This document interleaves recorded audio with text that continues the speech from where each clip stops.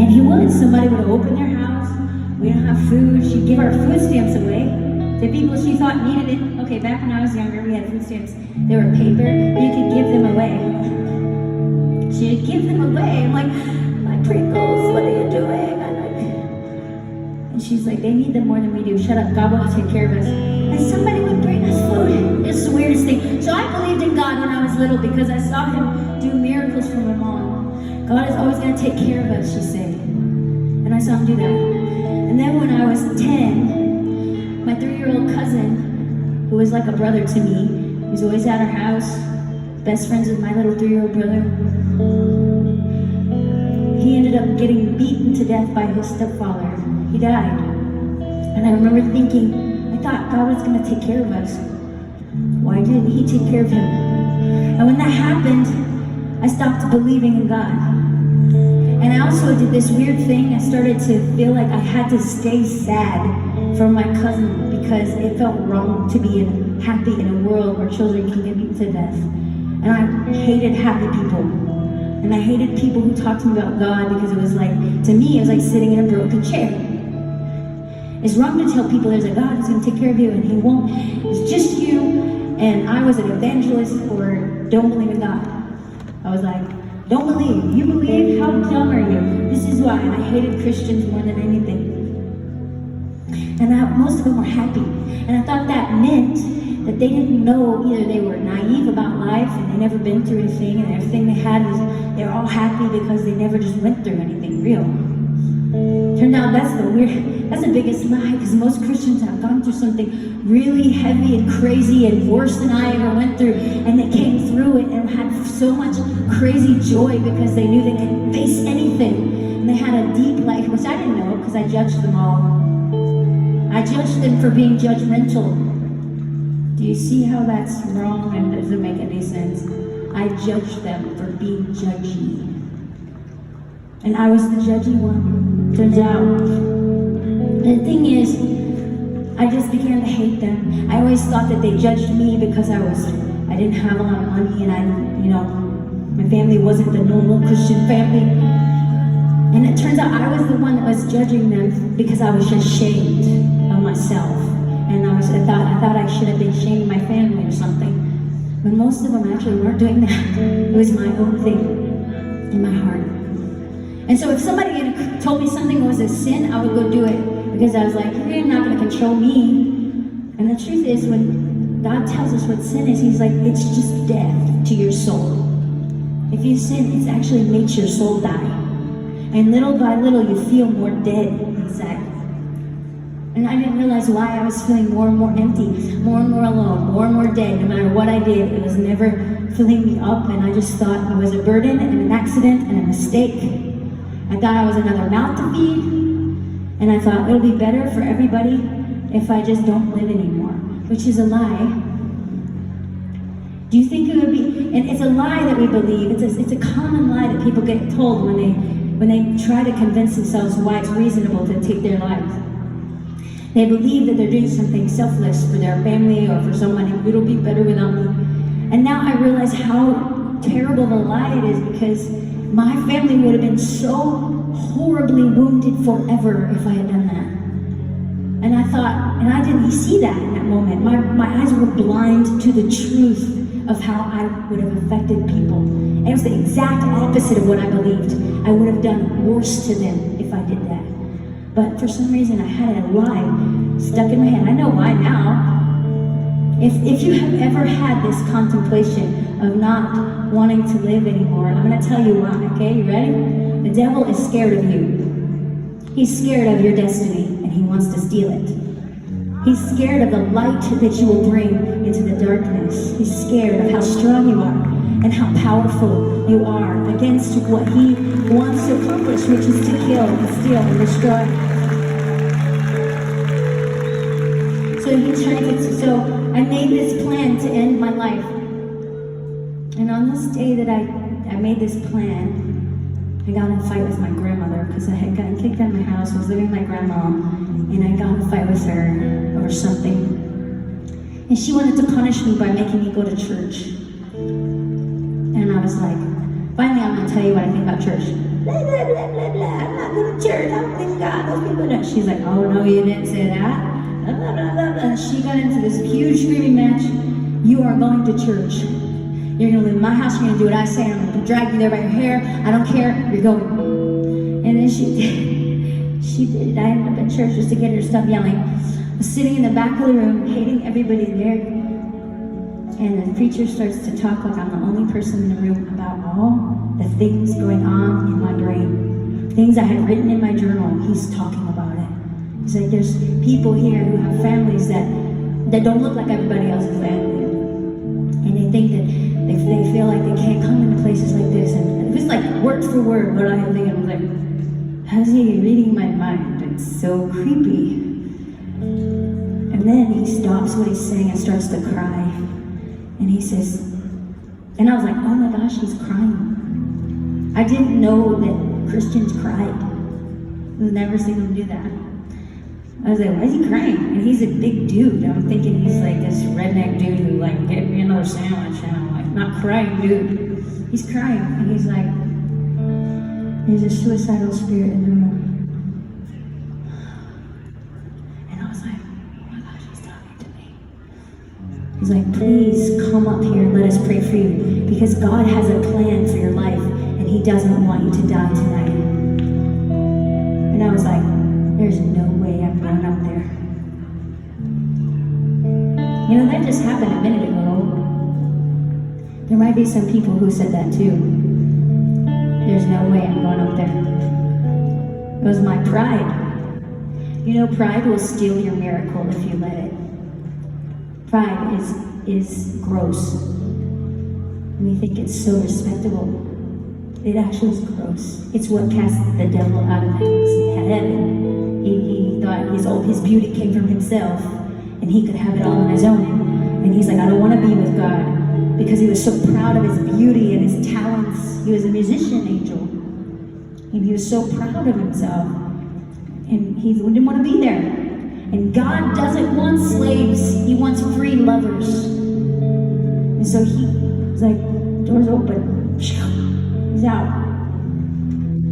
And you know, so many people in here, we have that potential to be these amazing children of God who just shine for him. And we also have these potentials of being these horrible, dark creatures that look like hell in the earth.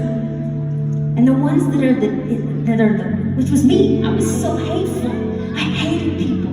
Those are the ones that are marked actually to be the brightest lights. If we would just know that we're being deceived and learn the truth to set us free. And so he was talking to me. I was like, I ain't going. My pride wouldn't let me go. And I went to the door to leave. And a man stopped me at the door who didn't care about his pride. He said something that he knew God wanted him to say. I know a lot of people in here feel that beating in their heart, and they know God wants them to say something sometimes. And I can tell you that if that thing you want to say is loving, it's probably God. Because God is love. If that thing you think, oh, should I say this? Should I say this? I don't know if I should say this. What if they think I'm weird? I don't know. That's pride trying to keep you from saying the loving thing you think you should say.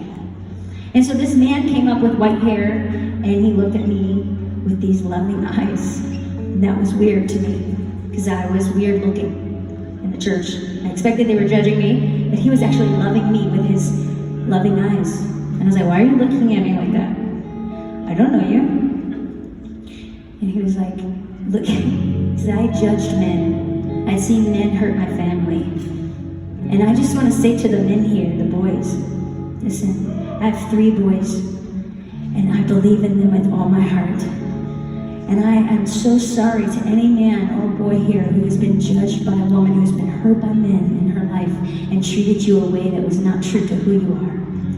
I'm sorry. I was one of those girls.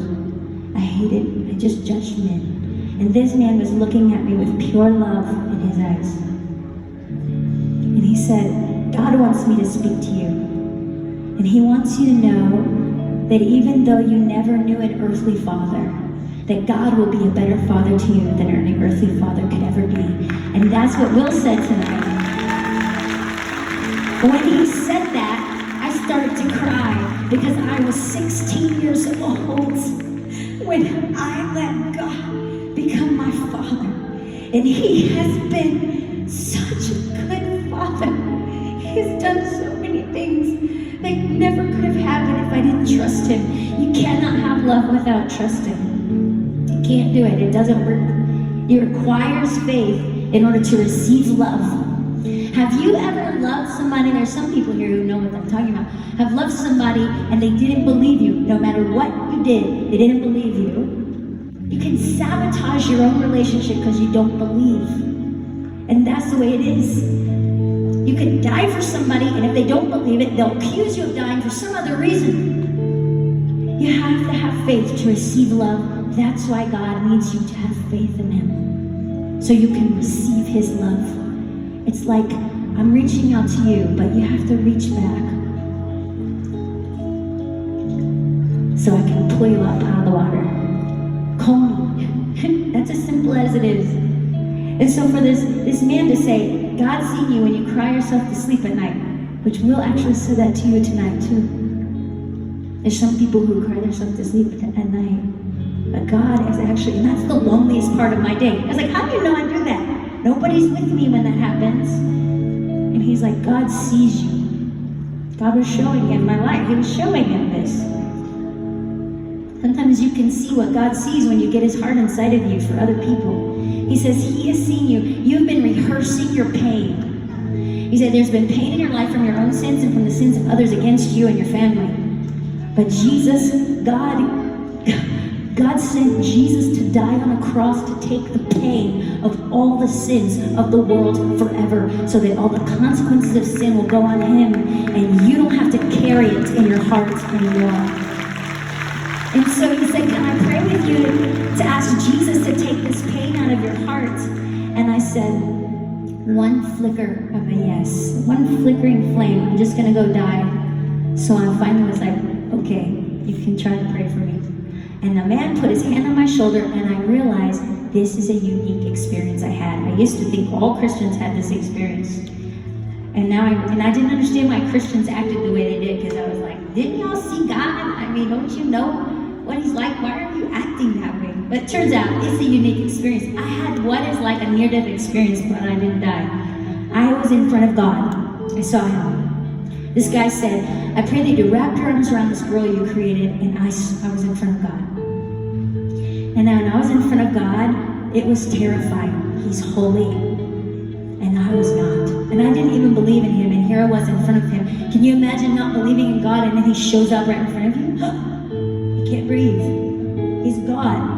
He is perfect light, perfect holiness, perfect love. And I started to see my whole life from when I was little to all the way to that day. And I saw how hateful I was. All the things I thought were love were not love at all. God was love and I was not. And I never knew love. I had misunderstood it. I abused it and perverted love in every way you could pervert love. And I was so ashamed and scared to be there in front of God. And if he had cast me away from him forever, I knew that was justice. And if I had died, I knew I was not going to be with God.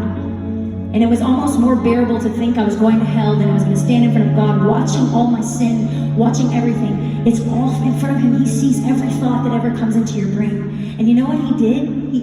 He never looked away from me in shame, ever. And that was crazy, because I was so ashamed of myself. And he looked at everything with me, and he's like, I can make you new if you let me. I was filthy. It was like crawling through the sewer and smelling so awful, and then you're standing all of a sudden in a ballroom in front of the king, and you're there, and you're like, why am I here? That's his love. That's his holiness, his perfection. And he's like, I can make you new if you let me. Why?